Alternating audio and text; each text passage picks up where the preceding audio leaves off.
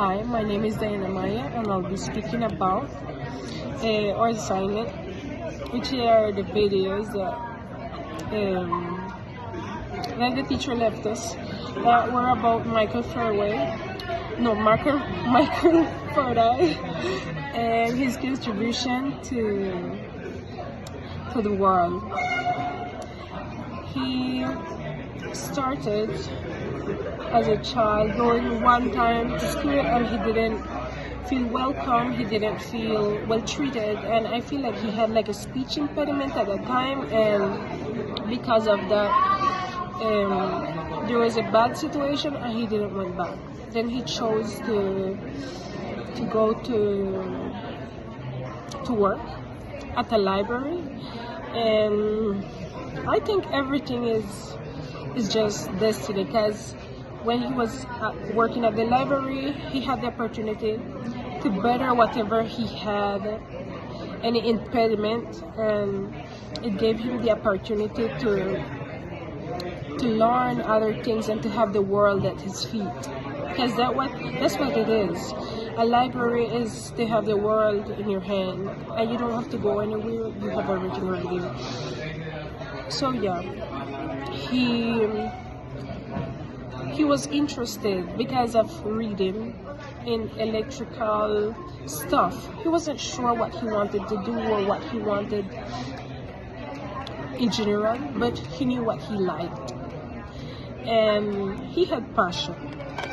So after that, he started to search his way towards that, and it's beautiful because you see his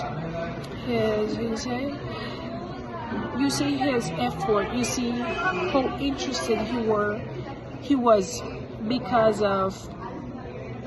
of what he liked. Then he started to work with a famous scientist. Thanks to that effort that he made, that he wrote a book about that man's work. So it's a journey. Then I feel like the journey is not that important. The important is all that he did, because we right now can feel all the benefit. We are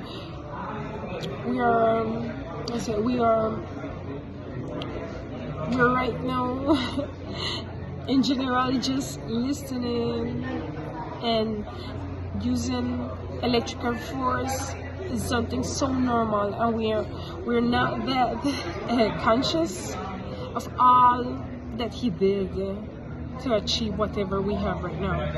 Because oh no, technology in general is magnetical force, internet and it's so interesting how movement and stuff, sounding, they all give a vibration, they give a movement, they give something that we are not conscious and we don't see, but he was able to see thanks to all his experiments. So yeah, I feel like he wasn't conscious that he would be this important, because I said that he had depression, he had other situations that were really distracting him, and I feel like that's part of life, because it's not easy. Life is not easy, and there's always something that we have, maybe some problem, some situation that may affect us in general in our life, not only as student but as people. So yeah, then after he couldn't remember things, I feel like he was starting with dementia, and he had